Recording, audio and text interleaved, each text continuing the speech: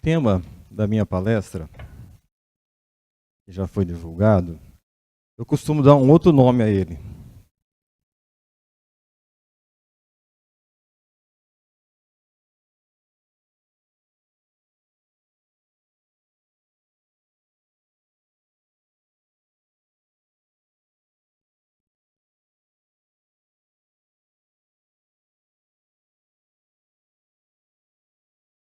Choca, quando vê os endemoniados, costuma chocar.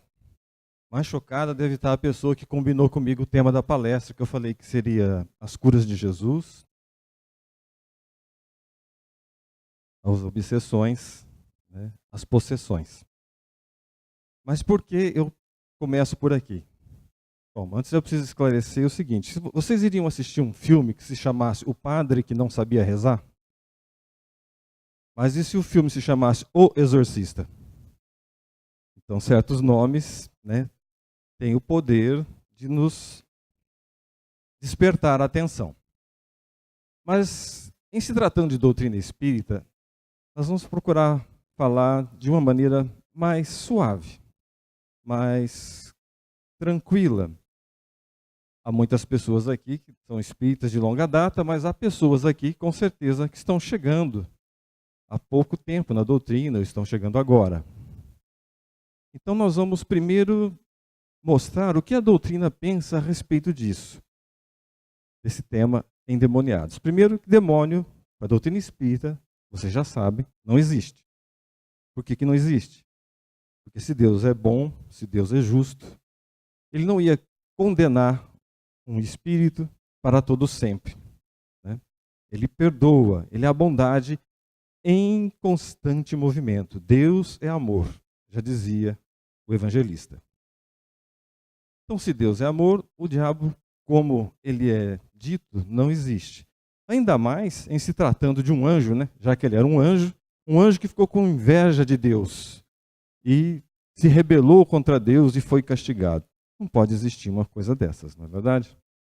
Mas então o que são? Ao traduzir a palavra daimon nos evangelhos por demônio, acabou-se fazendo uma certa confusão. A palavra daimon, na verdade, significa espírito. E os demônios seriam, então, os espíritos mais atrasados. E quem são esses espíritos mais atrasados?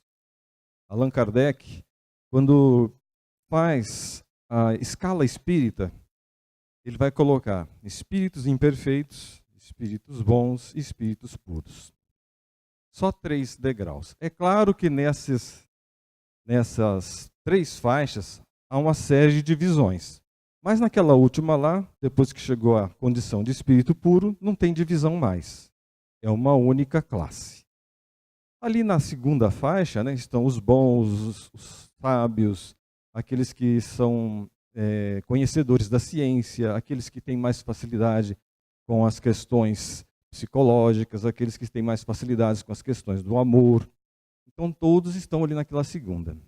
E na última, quem está na última? Chamados espíritos imperfeitos. Estão desde os piores até os um pouco melhorzinho. É uma escala. É como se fosse um gradiente, um degradê. Do preto para o branco, do mais escuro para o mais claro. É uma mudança leve. Vai passando e a gente não percebe. Então, nessa escala última, estamos todos nós. Alguns já quase chegando lá na segunda escala. Outros lá nos primeiros degraus, né, da imperfeição. E quando desencarnamos, vamos ser esses espíritos, então, que ficam no mundo espiritual e que às vezes causam dor, causam confusão. Por quê? Ao desencarnar, permanecem os desejos. Ao deixar esse corpo, permaneço como eu sou.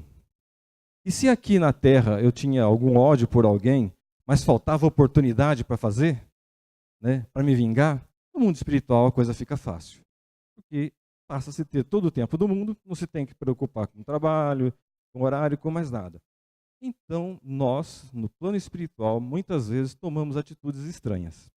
Daí, então, nós vamos chegar em quem são esses tais demônios? Somos nós mesmos. Nós, com os nossos erros e defeitos. Os que desencarnam, que deixam esse mundo aqui em condição de imperfeição, estarão no mundo dos espíritos fazendo arte.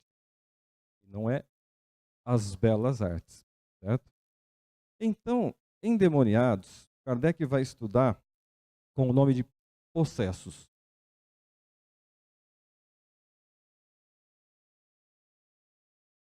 E aqui uma característica, então, que entre todas as doutrinas que eu já conheci, que eu já tive a oportunidade de ler, bem poucas vão falar disso, então, aqui, que é a obsessão.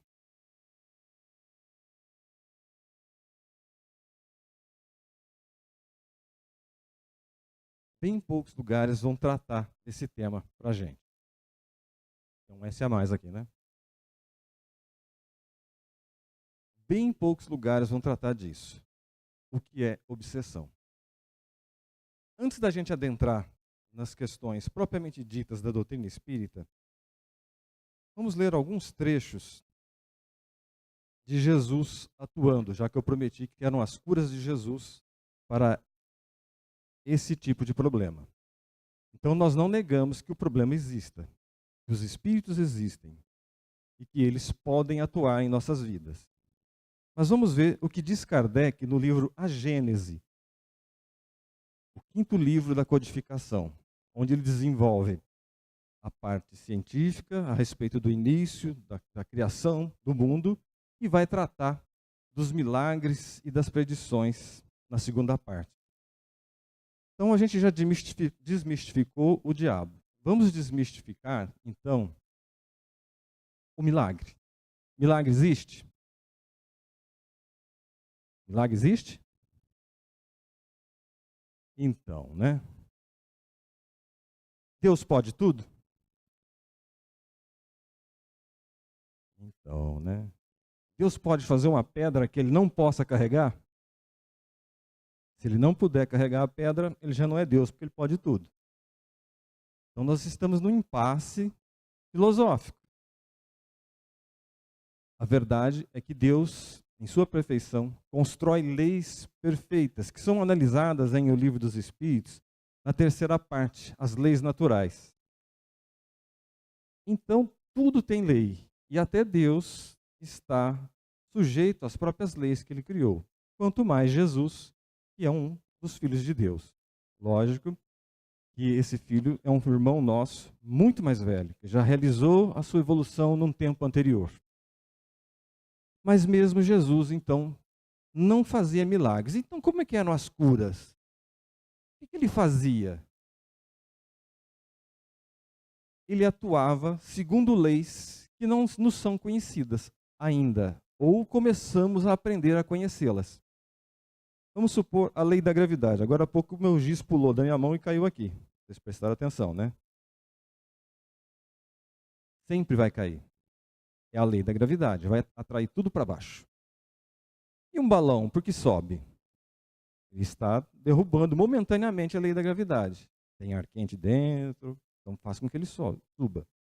Um avião também se apoia no próprio ar para subir. Então, há detalhes da lei que, se a gente conhecer, a gente vai descobrir que ela pode ser modificada. Então, Jesus atuava segundo a compreensão que ele tinha mais profunda de todas as leis do planeta. Ele atuava com o conhecimento dessas leis. Ele é chamado governador do planeta, e ele estava aqui desde o princípio, né? Aí junto conosco, com a doutrina espírita, tantos outros cristãos também admitem que Jesus estava lá com Deus no processo de criação do mundo. E se ele estava lá com Deus no processo de criação do mundo, ele sabe tudo, ele sabe como atuar em cada momento. Então vamos pegar uns trechos e tentar interpretar, então, sobre esse ponto de vista, que não existe milagre, mas que existem leis e que o diabo não existe.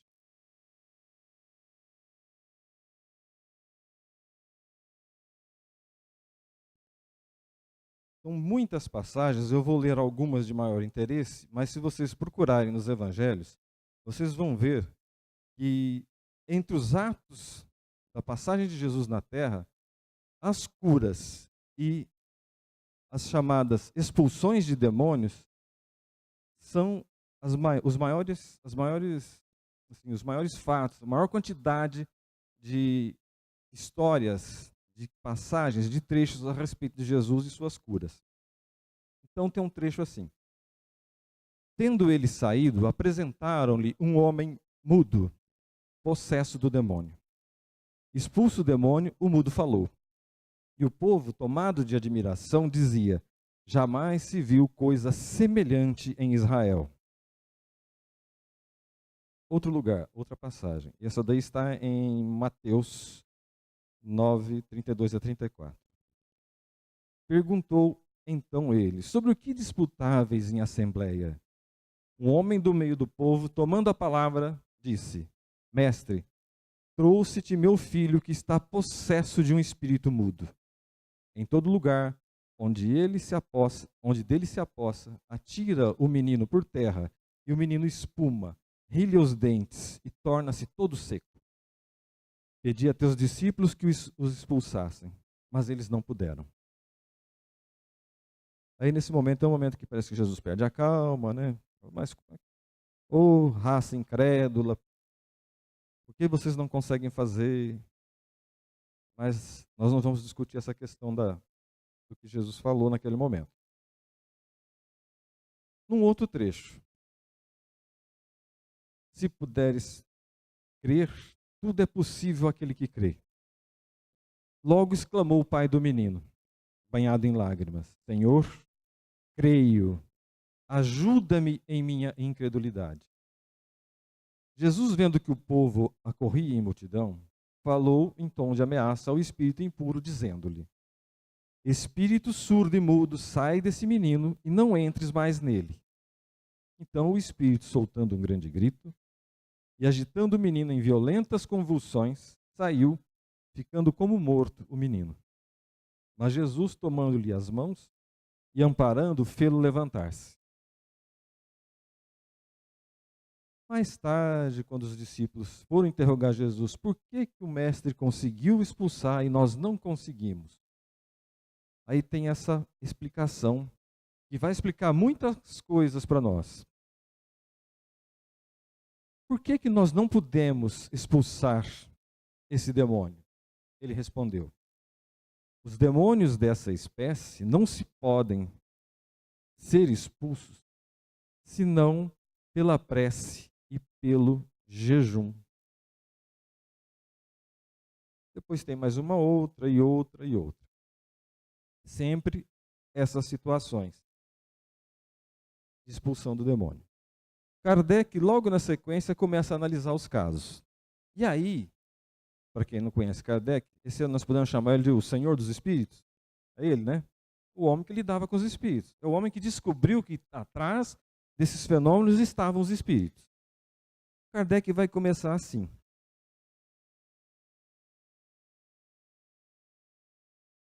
Com as curas e libertações de possessos, figuram entre os mais numerosos atos de Jesus. Alguns há entre os fatos dessa natureza, como os narrados acima, em que a possessão não é evidente. Provavelmente, naquela época, como ainda hoje acontece,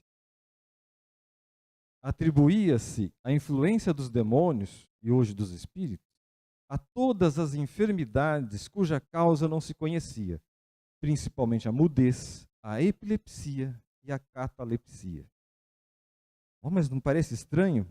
O homem que devia estar falando que existia espírito, ele está nos dizendo que não há espírito. Muitas dessas situações, a cura acontecia não por expulsão de espírito.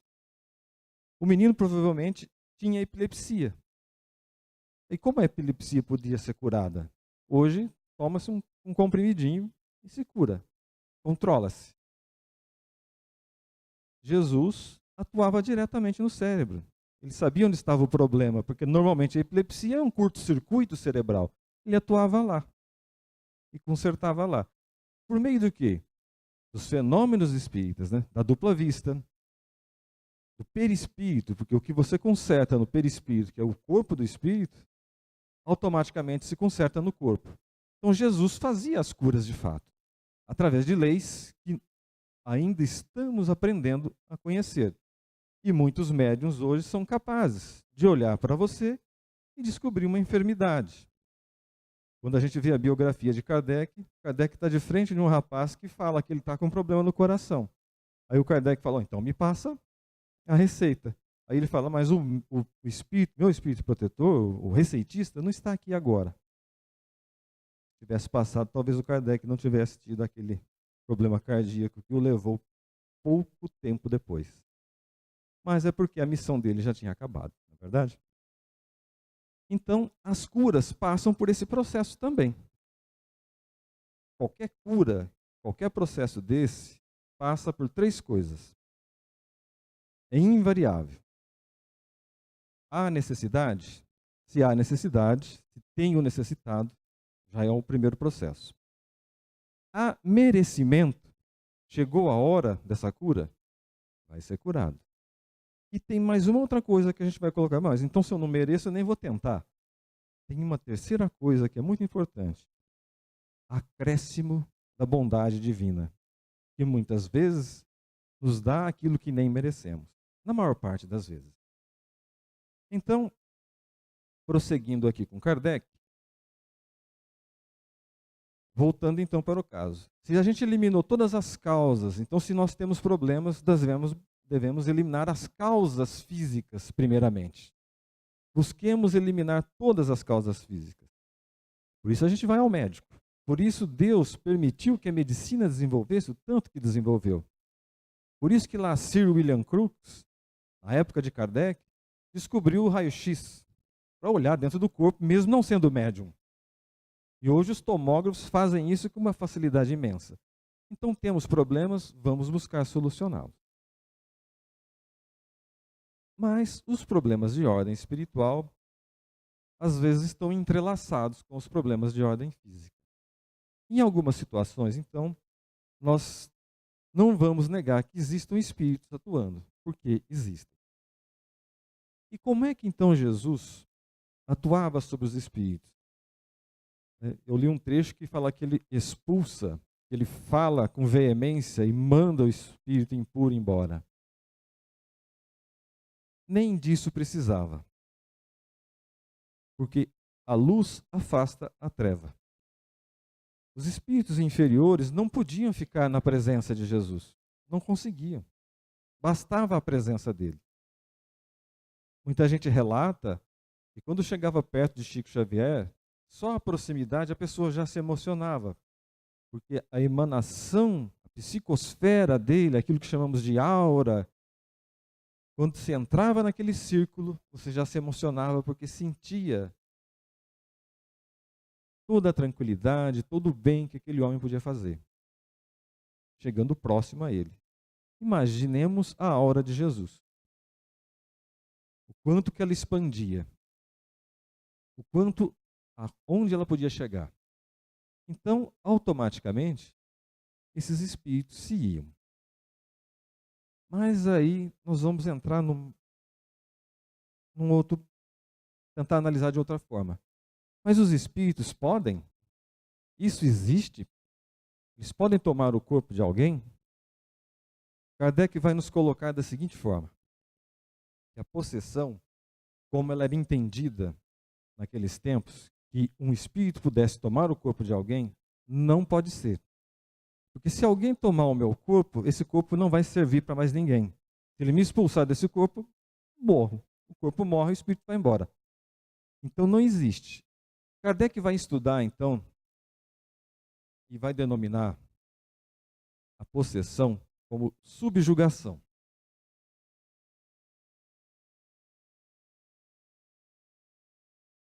E vai nos dizer que a subjugação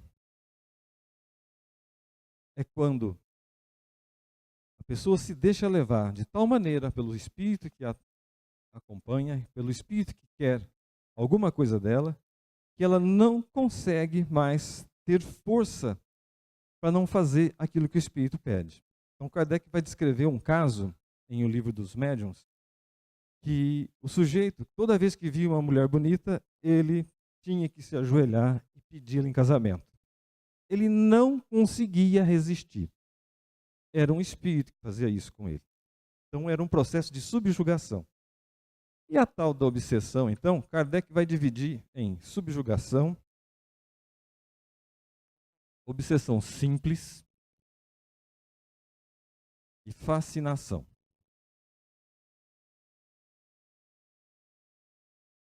Olhando para essas três, a gente vai achar que a subjugação ou possessão é a mais grave de todas.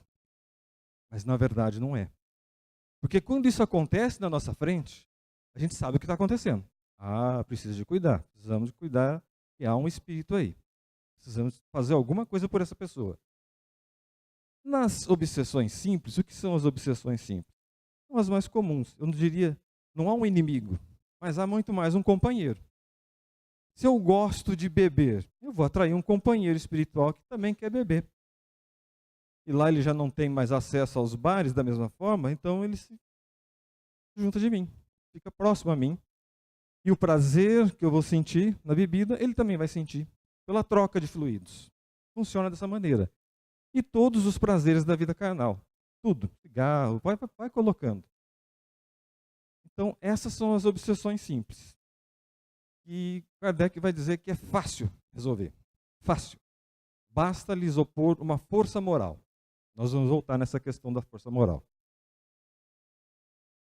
A fascinação é que vem a ser, no dizer de Kardec, a mais complicada. Porque a gente não percebe que está fascinado. É como que um enfeitiçamento. A gente acha que as ideias são nossas. Se um espírito sugere para mim, atropela a velhinha que está ali na rua. Eu já falou, que pensamento idiota é esse? Coisa maluca? Parece piada. Mas se sutilmente ele vai falando, você é um corredor, você é um piloto, você devia acelerar mais. E as ideias vão sendo incutidas de maneira subliminar e a gente acaba ficando como um joguete na mão dos espíritos. As pessoas podem estar com medo agora. Kardec vai perguntar: quantos espíritos influenciam em nossa vida? Vão dizer os espíritos, mais do que imaginais. Em algumas situações, vocês são como que joguetes nas mãos dos espíritos. Então vamos voltar à profilaxia. Opor uma força moral.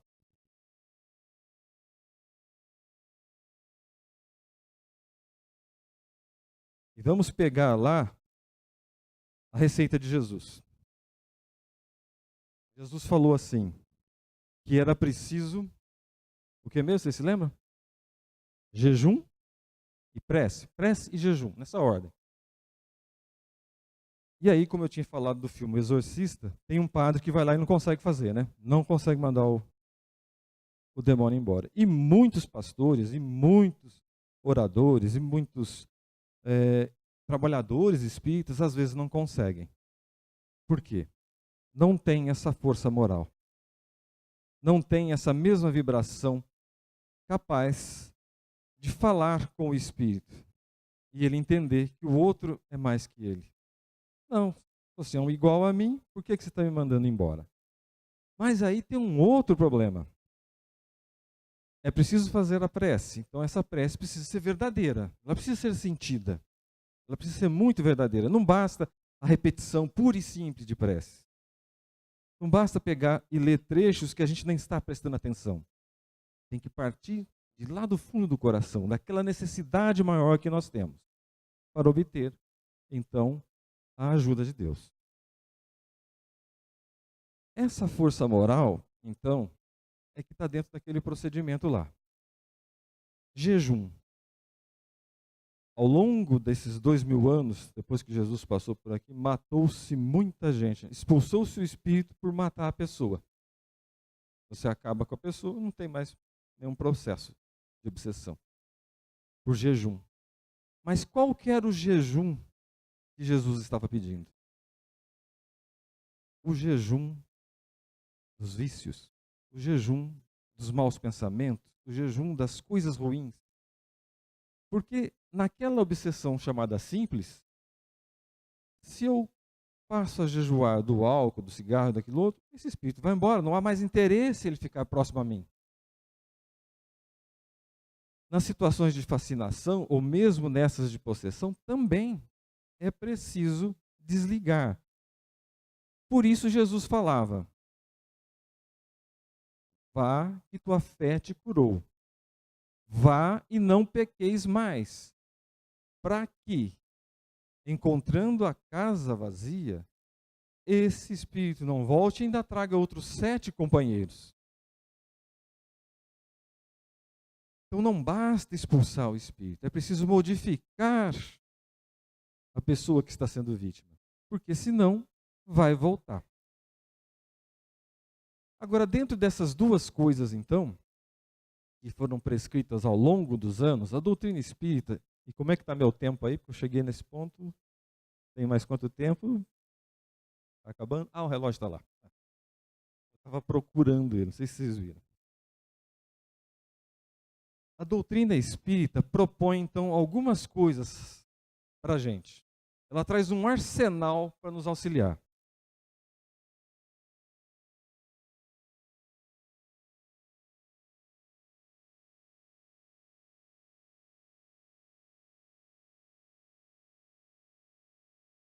Vocês são espíritas? Vocês são aquela gente esquisita que fala com o espírito? Fala com os mortos? Vocês são essa gente esquisita? Pois é. Nós somos essa gente esquisita que fala com os mortos. Aliás, não existe morto, né? Existe corpo morto. A vida é uma só. Estamos sempre vivos, encarnados ou desencarnados. Então, uma das primeiras coisas que a doutrina espírita vai propor, como profilaxia, é justamente a prece. Mas aí, vamos explicar, a doutrina espírita vai nos explicar que essa prece, ela precisa de ter um pouquinho de verdade, como eu havia falado antes, para que ela possa, de fato, funcionar nesses procedimentos. Em O Livro dos Espíritos, eu vou ler um pequeno trecho para vocês aqui. É uma pergunta. A prece é um meio eficiente para curar a obsessão? A prece é um poderoso socorro em tudo. Mas crede que não basta murmurar algumas palavras para se obter o que deseja. Deus assiste os que agem e não os que se limitam a pedir. É preciso, pois, que o obsidiado faça, por sua vez, o que for necessário para destruir em si mesmo a causa que atrai os espíritos maus. Então é preciso destruir em si mesmo aquilo que atrai esses maus espíritos. Outro remédio que a doutrina espírita vai nos trazer, então.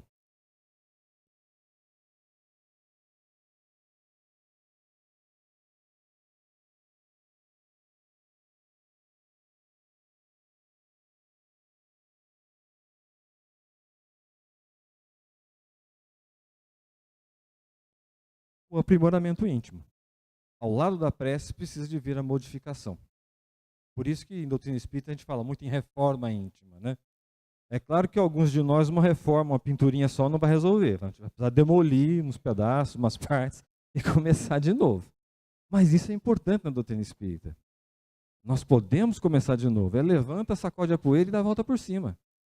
Estava errado? O que eu estava fazendo não estava certo? Deixa para trás. Já foi mesmo, não é possível mudar? Vou mudar daqui para frente. Então, esse aprimoramento íntimo é uma das ferramentas que a doutrina espírita vem colocar para a gente. Outra ferramenta que a doutrina espírita vai nos colocar, é lógico que de cada tema desse que eu vou colocar aqui, depois vocês convidem outros palestrantes, que cada tema desse dá uma palestra separada, né? Então, o outro é passe e água magnetizada.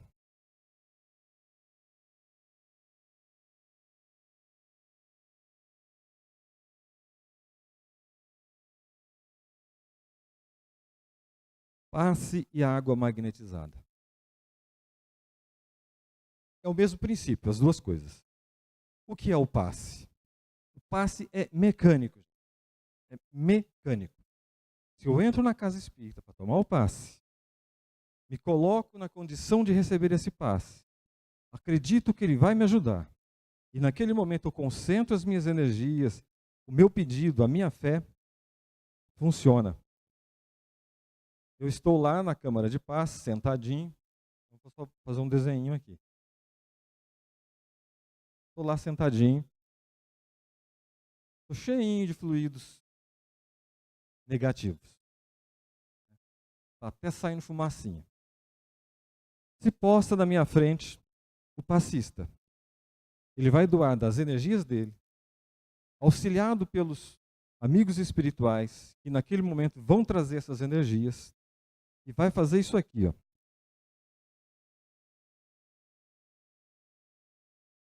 Essas energias entram, é mecânico, e expulsam essa. Isso tudo vai ser limpo. É mecânico. Vai ser limpo. A gente sai daqui se sentindo melhor. Só não vai funcionar porque a gente vai, de novo, se a gente está triste, a gente vai ficar triste, vai sujar de novo essa água. A água fluidificada também, ela está cheia de elementos positivos. Quando a gente faz o uso dela, funciona também. Mas, se a gente não se muda, lá a segunda parte da receita, a gente vai ter que voltar semana que vem para fazer essa limpeza outra vez. E outra vez, e outra vez, outra vez, outra vez. E vamos ficar viciados em passe. Ou vamos achar, então, que aquela casa espírita que a gente está frequentando não tem um passe bom, não tem um passe forte, né? Até que o nosso sotaque aqui forte, não tem. Mas não é o passe, não é o passista. No livro Os Missionários da Luz, eu vou ler só um trechinho para vocês, se vocês ficarem curiosos, leiam o livro Missionários da Luz, de André Luiz. O trabalho era atendido por 6 entidades envoltas em túnicas muito alvas, como enfermeiro vigilantes. Falavam raramente e operavam com intensidade. Todas as pessoas vindas ao recinto recebiam-lhes o toque salutar, e depois de atenderem aos encarnados, ministravam socorro eficiente às entidades infelizes do nosso plano, principalmente as que constituíam o séquito familiar de nossos amigos da crosta. Às vezes a gente fala assim, quando eu entro lá na casa espírita, os obsessores ficam lá fora. Engano. A doutrina espírita não está aqui para expulsar demônio nenhum. Nós estamos aqui para abraçar esse irmão nosso. Porque se ele está junto da gente, alguma ligação nós temos com ele, nós o atraímos. Pode ser um processo de simbiose, de parasitismo, pode ser um processo de dívidas kármicas, inimigos mesmo, mas nós precisamos de abraçar ele. Então ele entra também, e ele vai ser atendido também, ao mesmo tempo que nós somos atendidos. Os espíritos vão ser atendidos na casa espírita. É assim que tem que ser. Nós não vamos expulsar ninguém. Não é amai o vosso inimigo? Explanação do Evangelho. Aí muita gente, então, tem aquela Bíblia, o Evangelho aberto na sala. O Evangelho aberto na sala serve para uma coisa só: juntar poeira. É preciso ter o Evangelho lido, aprendido. O Evangelho em ação, aquilo que está dito lá. Então, Evangelho é extremamente importante. Mais uma ferramenta. Irradiação mental. Olha, essa é interessante. Porque ela parece que está ligada com a primeira lá.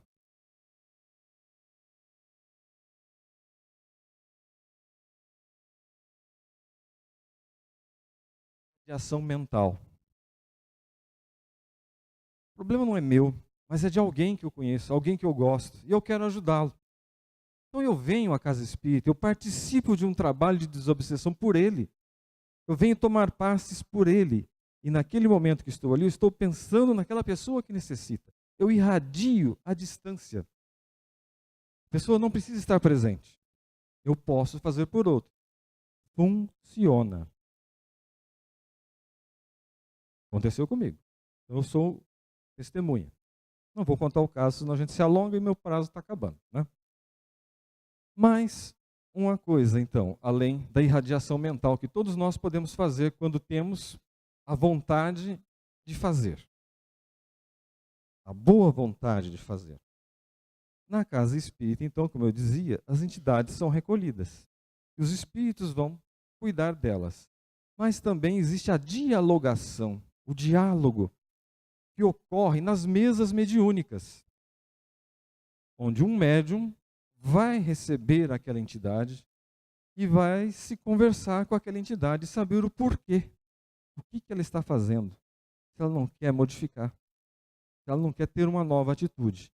Então, a outra ferramenta, nós que não expulsamos, é o diálogo.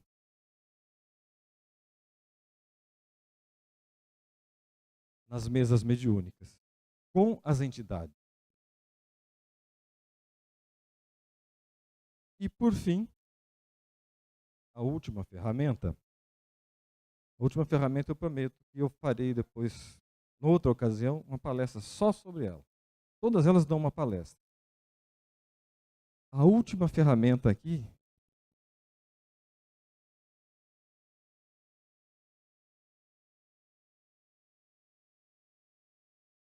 caridade.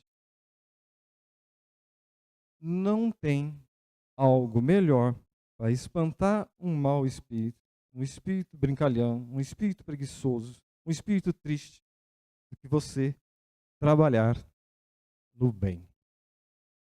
Fazer algo por alguém. É o melhor remédio para a gente e para esse espírito. Ele não ficará mais próximo da gente porque a gente tomou uma nova atitude na vida.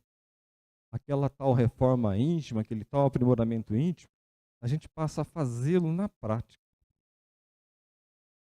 Olha que interessante. Então a caridade, que é o amor ao próximo, é o amor ao próximo real, acontecendo mesmo. Quando você faz sem o mínimo interesse de ter alguma coisa de volta, é esse o momento em que estamos, de fato, nos livrando de todos os males, como a gente pede na oração do Pai Nosso. Nos livramos, porque nesse momento que estamos nos tornando verdadeiros cristãos, verdadeiros espíritas. Já dizia, então, nos evangelhos, o amor cobre a multidão dos pecados. Então, uma multidão dos nossos erros, e não são só os de hoje, nós trazemos, somos um baú, né? Nós somos um baú de coisas antigas. Quantas encarnações nós temos já? Por quanto tempo a gente vem encarnando no planeta Terra? Vocês têm ideia? Mas dá para ter uma ideia. A gente está aqui desde a Idade da Pedra, 40 mil anos,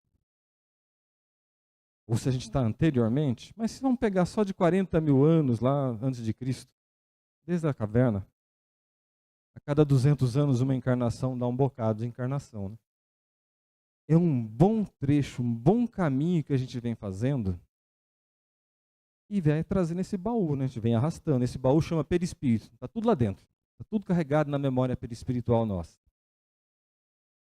Só que vai nos dizer Emmanuel que a maior parte dos problemas, não só o Emmanuel, mas também está em O Livro dos Espíritos, a maior parte dos problemas dessa nossa vida são angariados nessa vida mesmo. Então a gente precisa de começar a trabalhar por nós mesmos. Né? E aí nós vamos resolver todos esses problemas da tristeza, da obsessão, daquilo que nos persegue, dos males que nos afligem. Porque trabalhando em nosso favor e em favor do próximo, tudo isso vai lentamente se consertando. E se conserta mesmo. Se conserta mesmo. Porque a gente vai preencher o coração com coisas positivas. Quando você faz algo por alguém sem o mínimo interesse, é lógico que às vezes a gente tem um interessezinho, né? Não vou começar a fazer o bem por interesse, porque já que é o melhor, né? Às vezes a gente tem esse pequeno interesse. Mas isso vai lentamente nos modificando. E aí esse baú de coisas velhas que nós arrastamos, que somos nós mesmos, enquanto espíritos, vai começar a se tornar mais leve, vai começar a ser diferente. Nós vamos começar a colocar nesse baú coisas melhores do que a gente vem colocando nesses últimos 40 mil anos. Gente, acho que extrapolei o tempo. Obrigado pela paciência de vocês. É uma coisa meio, essa palestra é meio assim, professoral, né? Mas a gente retomou alguns pontos da doutrina espírita, E convido todos a estudar e ler Kardec, já que o Espírito de Verdade nos deixou 2 mandamentos só, né? Espíritas, amai-vos. Espíritas, instruí-vos. 2 mandamentos. Obrigado pela paciência de vocês.